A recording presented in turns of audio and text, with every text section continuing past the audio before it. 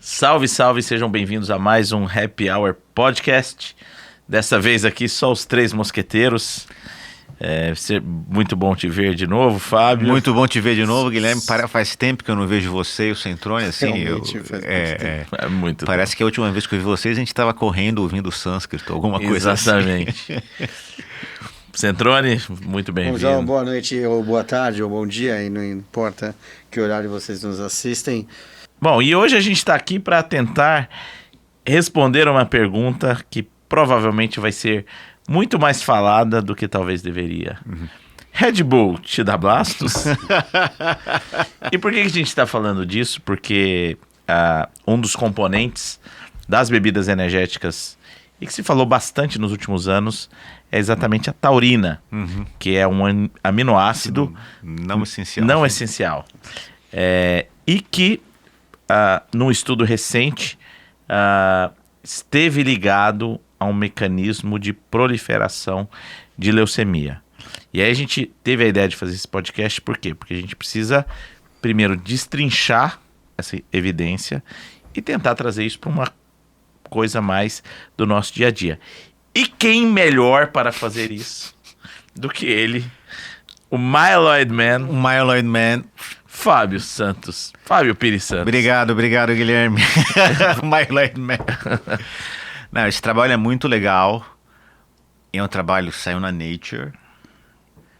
Mas é importante a gente falar, esse não é um trabalho epidemiológico. A gente já discutiu aqui no podcast coisas corriqueiras que podem dar câncer. O episódio que a gente discutiu tatuagem em linfoma. Foi um dos primeiros episódios que a gente gravou. Exato. Aquele estudo era um estudo epidemiológico. Eles pegaram pessoas e viram, quem está ouvindo a gente não sabe o que é um estudo epidemiológico, é quando eles pegam a população e vê, esse indivíduo fuma mais, tem mais câncer de pulmão, esse indivíduo tem mais exposição solar, tem mais câncer de pele. Aqui eles viram aquele estudo que a gente discutiu. Quem faz mais tatuagem parece ter mais linfoma. Esse estudo da taurina, eles não viram, quem toma mais Red Bull tem mais leucemia mieloide aguda. Não foi isso que foi feito. Então, a primeira coisa que a gente tem que entender não foi isso que foi feito.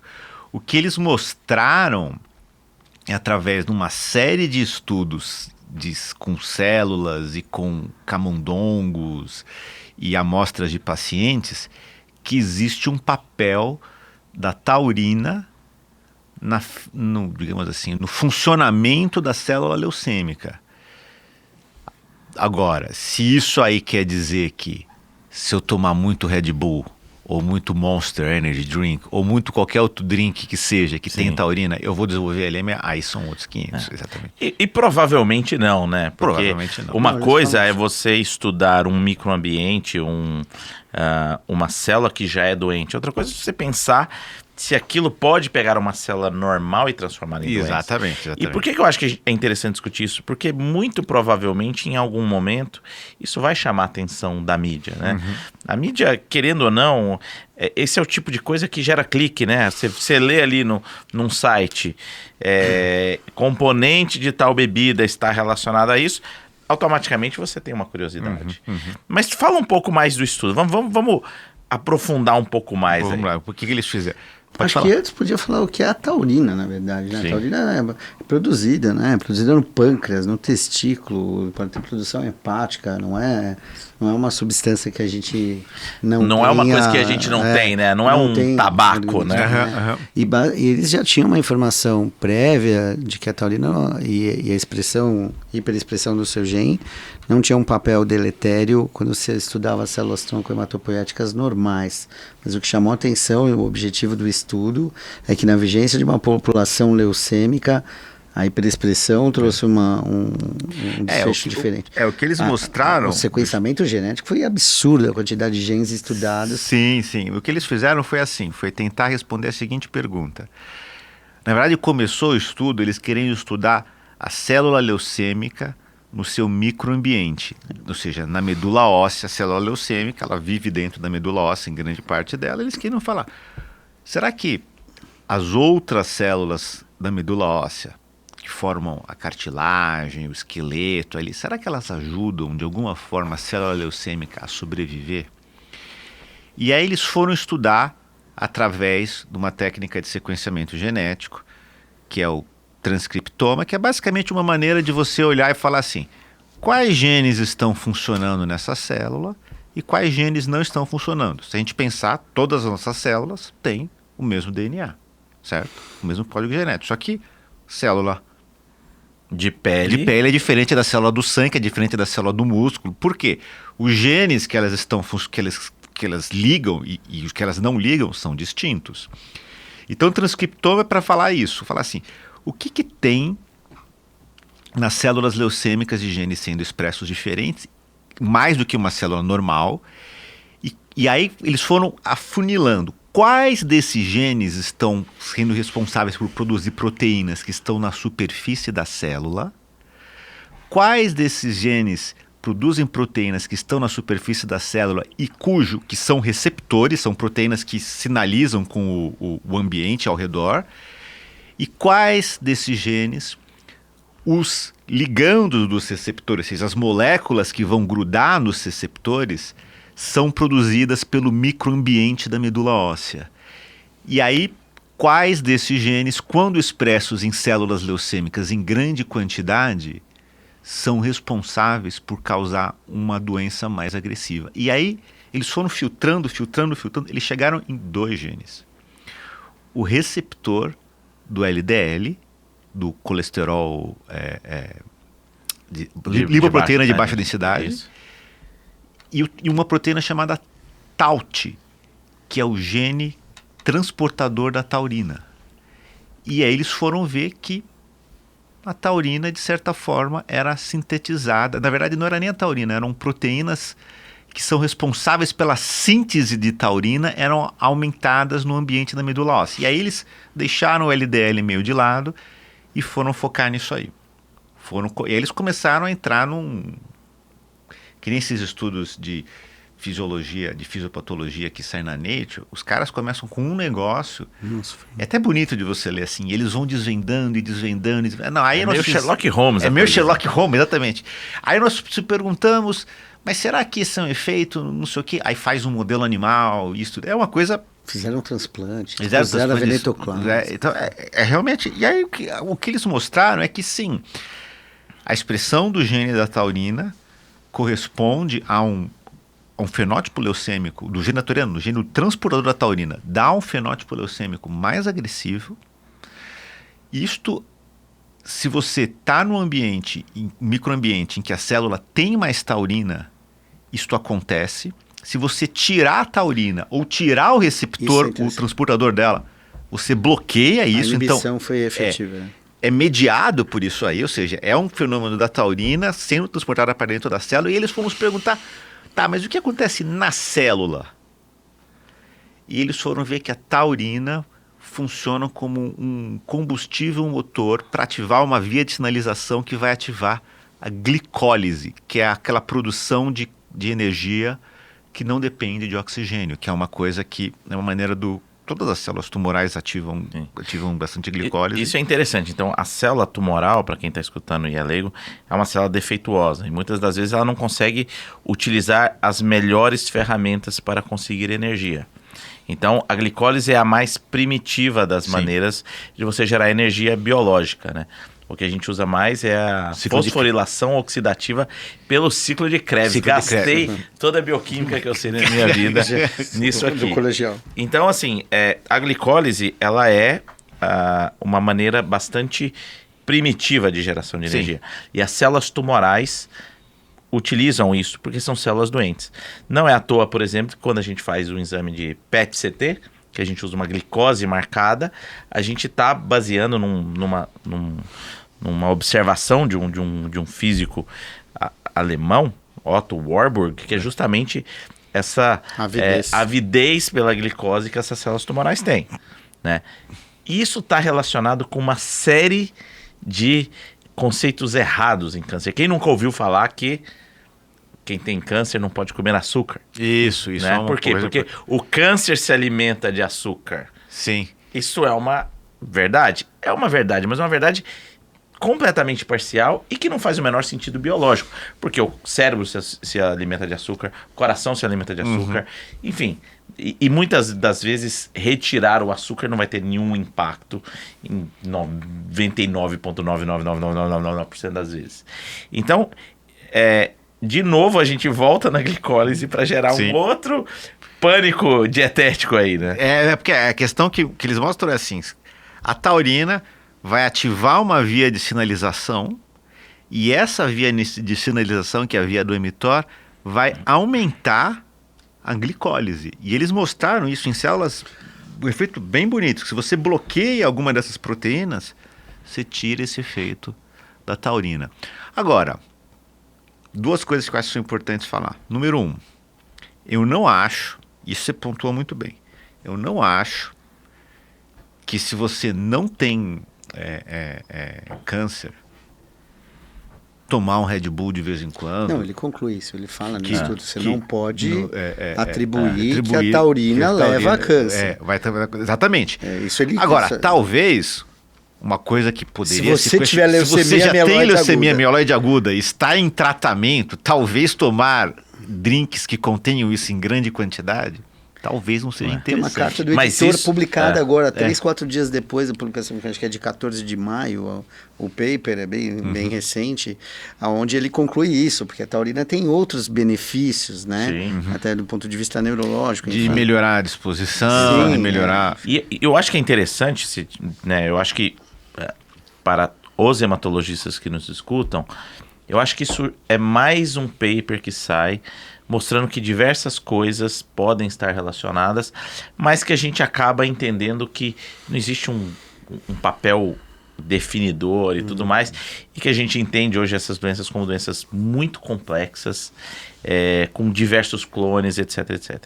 E uma outra coisa que eu queria falar é que isso é uma parte cultural inserida no meio da nossa discussão científica hematológica, mas você está falando de esses mitos de dietas, essas terapias contra câncer.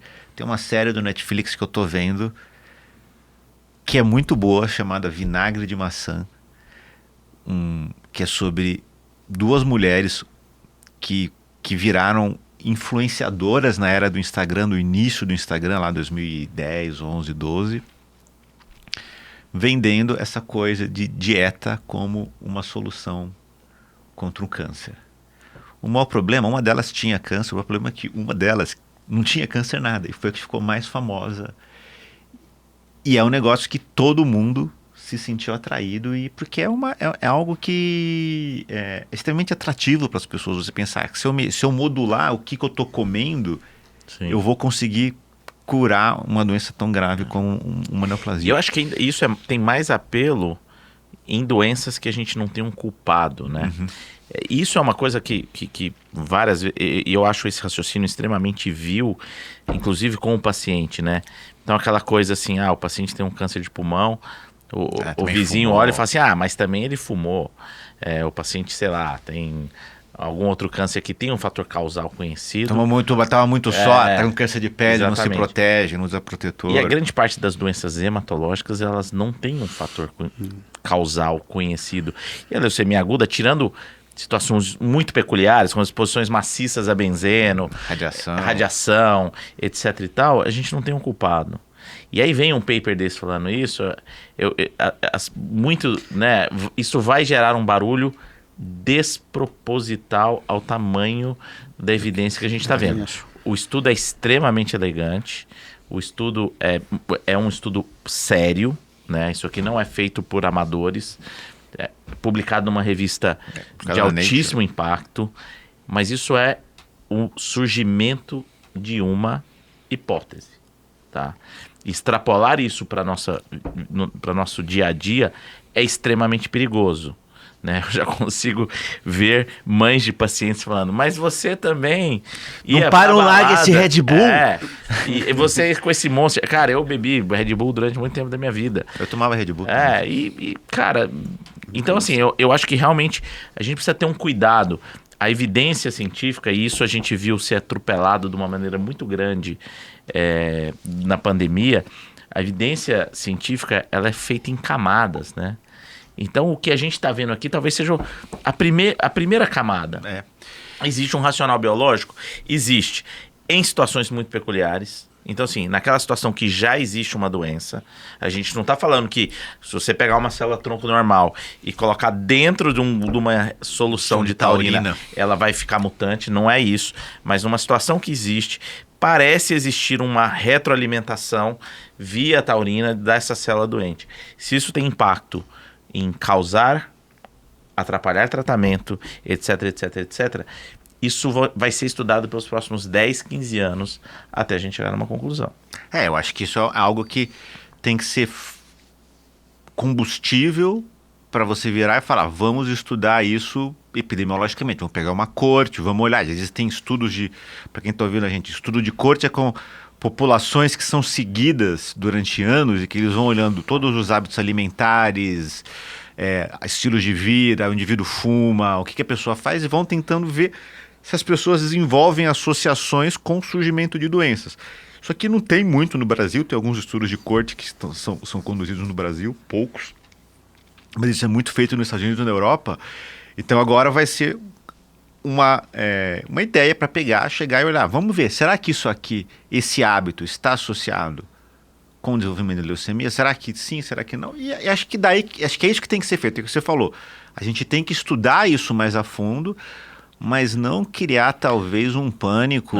Exatamente, a partir de amanhã. Tem uma figurinha muito boa que eu vi que tira sarro desses negócios, que era um cara que ele tá num desenho, ele tá um jornalista de telejornal, ele tá na TV, e aí ele tem uma roleta atrás dele, e aí tá falando assim, a respeito da última notícia, adivinha, os estudos indicam que tal substância causa câncer. A roleta tem um monte de coisas que eles iam rodar para dizer o que causa câncer de todos os milhares de coisas. Assim, não é um negócio que a gente tem que ir com muita calma para não pôr a calma. E eu gosto de uma outra piada em relação a isso, todo mundo viu isso durante a pandemia, que é um cientista, né, com um jalequinho, dando um tiro numa placa de cultura de células, falando que, assim, balas de 38 também matam câncer.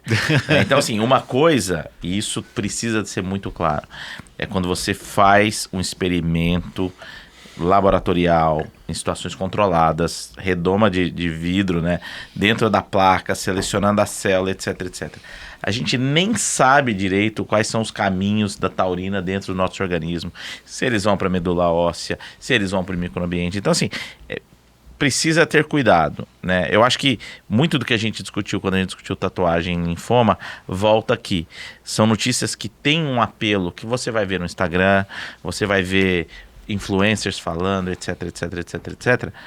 Mas, do ponto de vista científico, por mais que sejam estudos extremamente bem feitos, e ninguém aqui está colocando defeito nos estudos, eles são um pedacinho ali do mosaico, sim, né? Sim. Então a gente precisa de mais milhões de peças para a gente ter uma noção da figura completa. É interessante, e às vezes o caminho é contrário, às vezes tem estudos em que, às vezes tem exposições que primeiro vem o estudo epidemiológico e depois você descobre o mecanismo, por que a pessoa, o que fazer isso causa tal doença. Às vezes você só descobre a associação primeiro.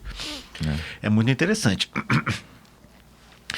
E eu acho que isso vem num momento em que a gente cada vez mais está começando a entender quais são os mecanismos que estão associados ao surgimento, ao desenvolvimento dessas doenças onquematórias. Você falou assim, a gente não sabe muito do que causa a leucemia, mieloide aguda, e é verdade, na maioria das vezes a gente não tem uma noção assim, mas cada vez mais a gente tem compreendido que é uma doença tão complexa, cheia de tantas facetas distintas, que eu acho que seria talvez até, digamos assim, leviano você Sim. pegar e apontar e falar assim, não, o culpado é A taurina. a taurina. Se não fosse a taurina, ninguém tinha leucemia. Pelo amor de Eu Deus. acho que o título foi infeliz. O estudo é refinado, a gente está falando de um paper de mais de 35 páginas e em uma situação ele está estudando estroma, eu acho que aí não é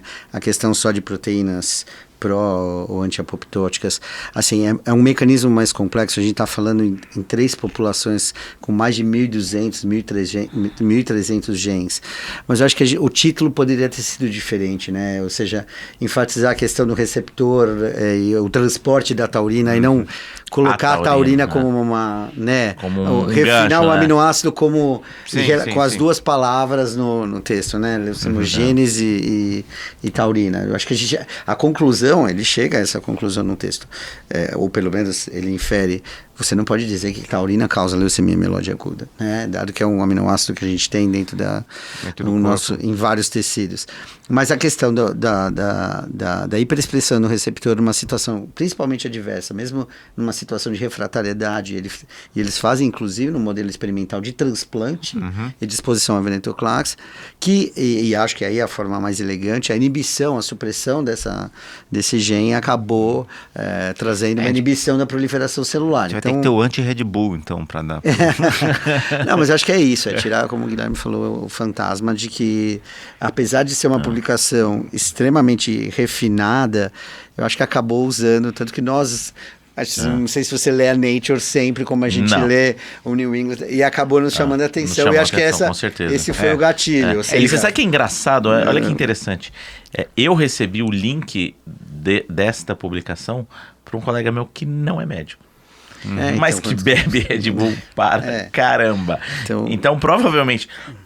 É claro, esses caras... são no mercado financeiro, eles são muito atenados nessas notícias, assinam várias, né? Porque isso pode ter implicações financeiras. Exatamente. Claro, E assim, eles recebem várias newsletters, etc e tal, e ele viu, ele me mandou, né? Então, você vê que isso também circula pelo meio, não médico, né? E... espero que não tenha nenhum impacto financeiro, porque meu filho na Fórmula 1 torce pro Verstappen.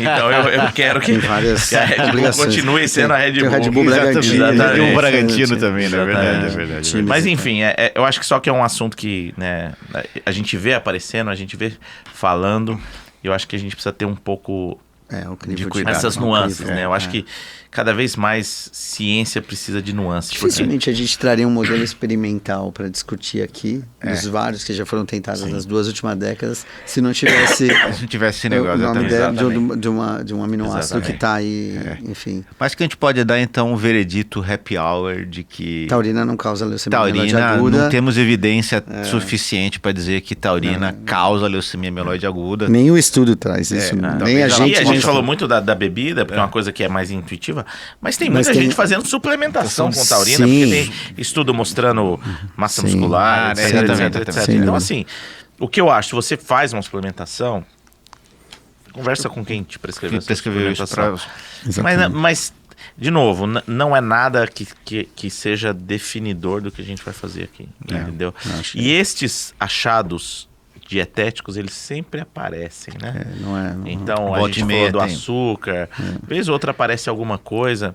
O clássico, um estudo que, década de 70, café, câncer de pulmão, que tem aula de epidemiologia. Mesmo álcool, né? Com relação e é engraçado que mesmo estudos que são intervencionistas, né? Então, por exemplo, tem um grande cientista Nobel de Química que acreditava que doses altas de vitamina C tinha efeito anticâncer. Quando foi fazer o estudo de suplementação, viu, na verdade, um efeito até potencialmente contrário. Não, tinha a questão da dose também, que é impossível.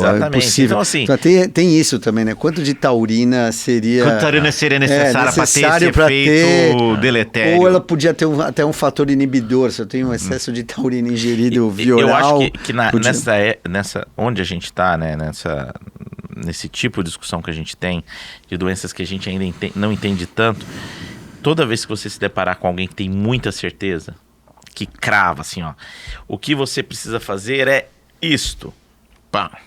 Provavelmente isso não está embasado em ciência. Entendeu? Eu acho que tirando tabagismo, obesidade, etc e tal. Mas essas coisas que são, né, que muitas vezes é o que chama atenção na rede social. que é mais... Vez outra minha mãe me mandou uma Netflix. mensagem assim, você viu isso? Fala, vi, mas não é bem assim. Então assim, todo mundo que tem muita certeza quando tá falando uma coisa dessa, provavelmente não tá entendendo as nuances da coisa. Tá? A ciência tem uma frase que eu gosto bastante que é a ciência mais feita de dúvidas do que de certezas. Exatamente. Então, assim, a gente... É o que nos move, né? Exatamente. Ou de que de verdades transitórias, né? Quantas vezes, não só em Exatamente. tratamento, em condutas, em fisiopatologia, se a gente pegar um livro do que a gente estudou há 20 anos atrás... Isso só na nossa área, né? Tem Sim, várias outras todas as outras áreas. E já que estamos polêmicos, hoje teremos uma polêmica aqui, porque saiu no Netflix um documentário sobre a vida de Bonovox. Bonovox. Paul Hilson. Sim. Paul Hilson. Por que ele pegou o nome Bonovox? De Bono, da marca de um microfone. De uma exato, era uma propaganda. Uma loja. Mas aí o Pedro Bial entrevistou ele recentemente. Ninguém mais falou Vox, só no Brasil fala. Só no Brasil fala. Ele falou que não tem em nenhum outro lugar. Do mundo que fala Vox. Bonovox. Ele é o Paul Hilson, The Edge, Dave Evans. Sim. Já foi um quinteto. Eu gostei muito de YouTube, muito tempo. Hoje eu já não tenho muita paciência, mas... E aí a gente veio falar sobre YouTube. Eu devo confessar que nunca fui um grande entusiasta da banda. Tenho respeitado mais a história, porque, né, a verdade é que toda vez que você tira uma banda do seu, né, da sua época do tempo, é diferente. Era uma época bem diferente na música, uma época mais simples, talvez que os anos 70, etc e tal. Nunca concordei, por exemplo, de The Edge estar em listas de grandes guitarristas, Pois é, que é uma discutir, polêmica. Queria ouvir a sua opinião, inclusive, como um baterista guitarrista que eu respeito. Mas é inegável o papel histórico. E os números são muito expressivos. Era uma das difícil... bandas, acho que uma das 5 bandas que mais vendeu álbuns e coisas na história. O YouTube começa improvável, né, na Irlanda ali, e é um cenário pós-punk. Desculpa, Irlanda do Norte ou Sul? Sul. Tá. Eles são católicos, então não é uma banda religiosa. A gente comentou um episódio, um discurso, mas é uma banda que começa pós-punk, nenhum é um grande instrumentista no modelo, né, clássico, de músico que estudou, e o Larry Mullen tem uma frase muito boa nisso, assim, que é o baterista, um cara que estudou música jamais faria entrada de Sunday Bloody Sunday. É intuitivo aquilo não é acadêmico.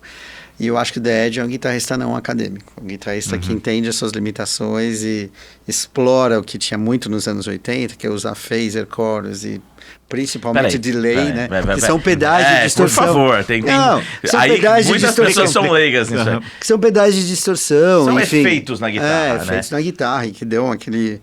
Virou quase uma marca registrada, né? Assim, você tocar o YouTube sem aquele... É até meio frustrante, porque... Não tem o mesmo som. Não tem o mesmo impacto. Sim. Mas é como tocar metal sem distorção. Talvez meio decepcionante em relação ao resultado. E aí, Perini nos provocou, pensando se concordaríamos com... cada um escolher 5 músicas. Aí eu falei, tem as 5 que todo mundo conhece. Eu fiquei pensando em escolher. Mas essas do Perini, acho que ele escolheu as 5 famosas. Na verdade, não, porque tem algumas famosas que eu acho. Mas sabe o que é louco? O baterista o baterista do Dream Theater gosta de U2. Aí você ouve o Bon Jovi e fala que gosta de U2. Então, assim, e você sabe que é engraçado? Que não tem muita conexão, eu acho muito legal isso que eu vi.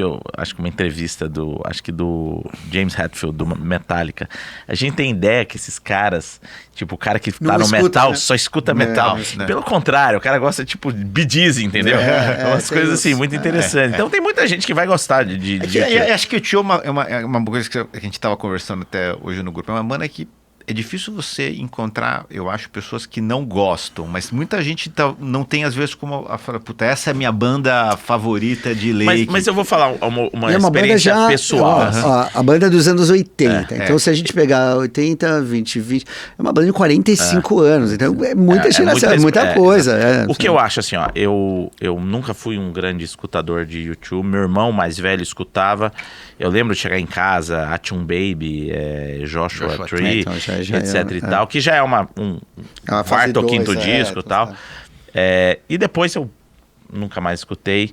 Quando eu tava em Houston fazendo meu fellow, eles fizeram um show em Houston e eu fui nesse show. Era aquele show que teve no Brasil aqui também, que o palco tinha tipo umas... Pop, né? Não era o pop, não. Pop. Era depois, não, tinha aquelas já, pernas. sim, Você lembra? Eu fui nesse show. Eu fui nesse show, é muito bom. E, cara, o que me incomodou muito é que era uma... É do Elevation Tour. Exatamente, Elevation Tour. E era uma pagação de sapo pra galera que...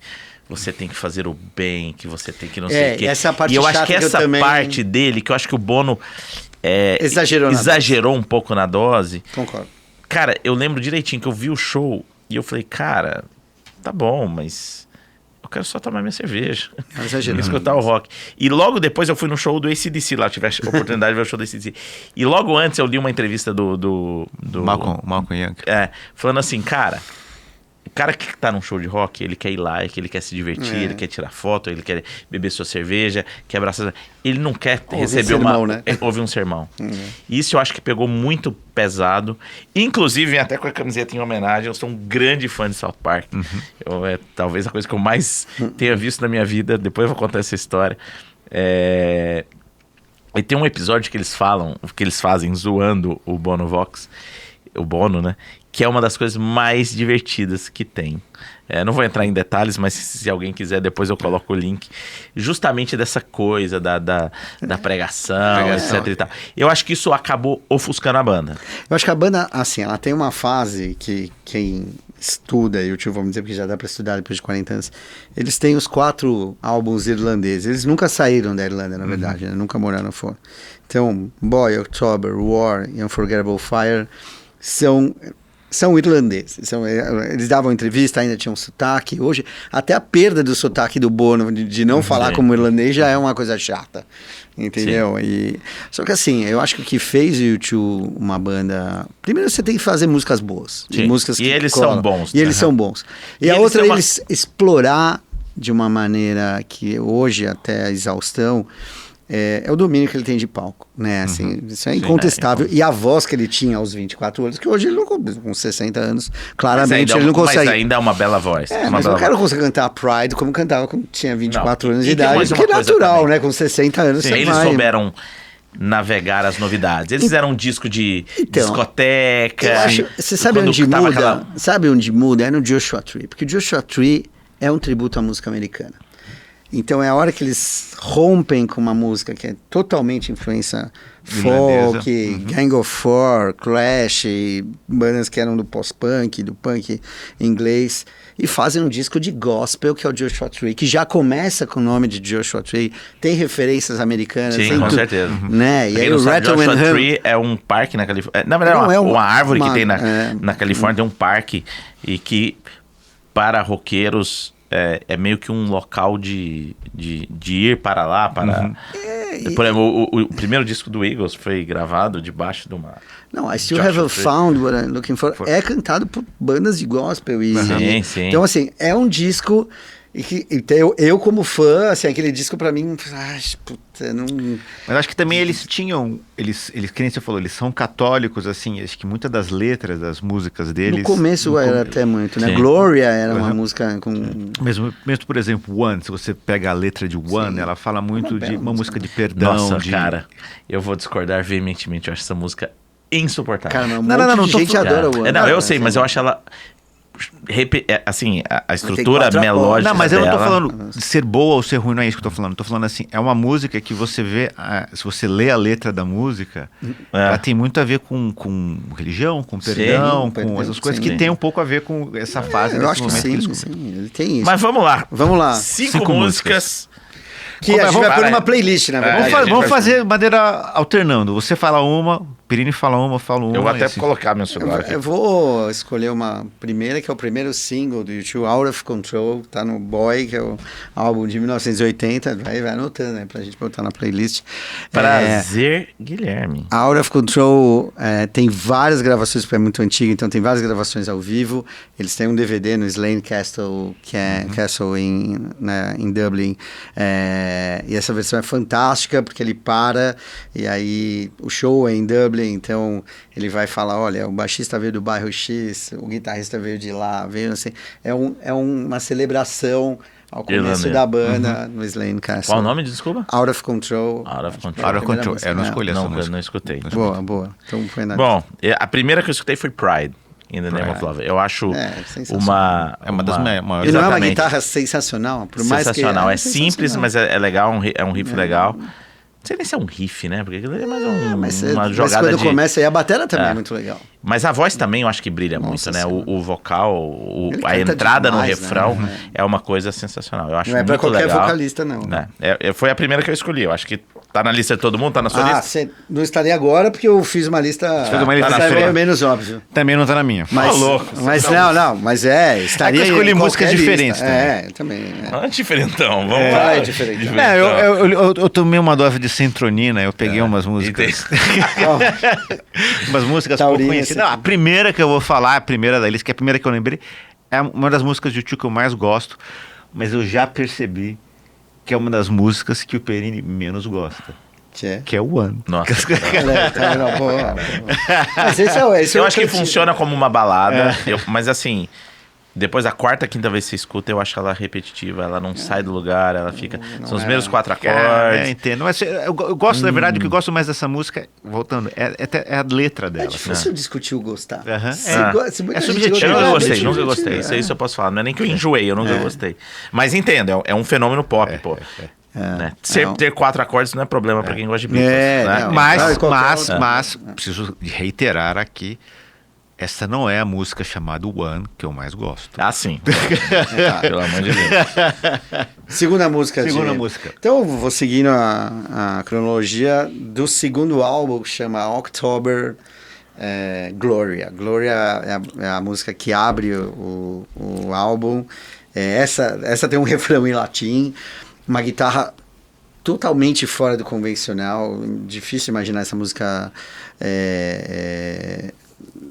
não é uma construção habitual, o baixo é interessante, a bateria também, e eles ao vivo, assim, até o meados dos anos 85, 86, ele parava a música e fazia um vocal como se fosse uma coisa bíblica mesmo, assim. Então eu acho que Gloria é uma música marcante, pra quem não conhece, porque eu sou mais velho, Gloria está na minha lista de clássicos. Eu tô me sentindo muito simples aqui. Gloria, A segunda música que eu escolhi foi Mysterious Ways. Puta, essa é bonita, eu acho bonita.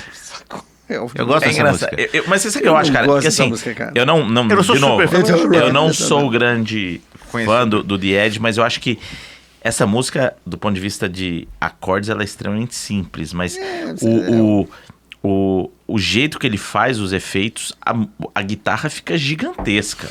É meio um auá com distorção, ele é muito com uma coisa assim que você vira e fala assim, cara, esse cara sabe onde ele tá pondo cada efeito. Então eu adoro essa música, foi a primeira música do YouTube que eu gostei de verdade. Olha só. Caramba, que sonzeira. Isso é 3, cada um escolhendo uma...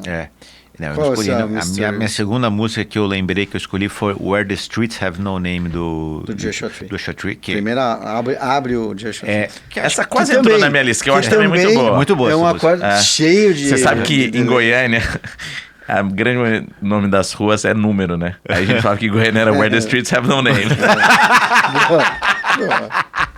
Eu, por exemplo, morava na 89D, o outro morava na 130 e pouco. Exatamente, só que não tem lógica, não é? Não tem ordem, né? Cada um coloca o número que quer, mas é Where the Streets Have No Name. do Goiânia. Eu vou te falar, e eu assisti YouTube acho que umas 3 vezes ao vivo, funciona muito bem ao vivo. Não, essa música realmente é uma música pra cantar. Essa música é assim, sensacional, funciona essa música é muito boa. bem ao vivo, Essa música é boa. Centurion, sua terceira música. Cara, eu não vou botar as óbvias, não vou botar Sunday Bloody Sunday, essas coisas. Põe, Do War, de 1983, essa, pra pôr na playlist, Like a Song, é uma música com uma batera marcial ali, sensacional, adoro a música, vocal, adoro. Like a Song do War. Like a Song. Like a Song. Está na nossa playlist. Pra ouvir o fora do óbvio, porque daí Sim, você sim, vai sim. ouvir e falar, bom, nunca ouvi a música mesmo. E... Como eu não sou um grande conhecedor, eu vou ficar no óbvio. Exatamente. E aí, a terceira música pra mim é talvez uma das grandes baladas dos anos 2000. E pra mim a maior balada deles, que é uma música que ele fez pra um amigo dele que se matou. Ah, tá. Que é o vocalista de INXS, que é o Martin Hutchinson, que é Stuck in a Moment, que eu acho... essa assim, ó. Assim, pô, qual é a música do YouTube que eu acho mais bonita? Stuck in a Moment. A letra, o vocal, a bateria tem uma pegada bem legal. Chimbalzinho abrindo assim. Eu acho bem legal essa música, cara. E ele tem agora você falou da homenagem do Michael Hutchins, que eu adoro Nexus também, mas merece um episódio de Nexus, porque mas ele tem uma gravação, acho que tem uma música que chama Gone também, que ele fala ao vivo, que tinha um DVD na época, sei lá, e que ele também, acho que fala o nome dele na música. Enfim, eles eram muito amigos, né? Muito amigos. E eu acho essa música muito boa. Tocaram todos em rádio, hein? Você está bem radiofônico. Eu sou, então em YouTube eu sou bem radiofônico. Minha terceira música é uma música assim, eu comecei a ouvir YouTube, ouvi mais na época que a gente começou em casa a ver MTV. Isso é lá pelos idos de 94, Angel of Harlem, 95, certeza. não é. Não? E aí a gente começou vendo, passava muito clipe do YouTube, e aí a gente começou a ver muito clipe daquele álbum Zuropa. Sim. E aí o YouTube foi uma banda que tinha Lemon, lembro. Mas aí o segundo álbum que eles lançaram depois era o Pop, não era? Que foi Pop. E esse foi que eles mudaram. E eles virou uma coisa meio... O estilo ficou... Foi uma época até que a Madonna mandou também. O estilo ficou bem diferente. Ficou bem diferente. Mas tem uma música desse álbum, que acho que é a música mais famosa, que eu adoro, que é Discotheque. Que é a Discotheque. Discotheque. Gosto, a frase da guitarra pro refrão é muito legal. Exatamente. Eu gosto e eles, muito a primeira vez que eles vieram pro Brasil, surpresa, eles vieram nessa... não esperava. Fábio Pires Baladeiro.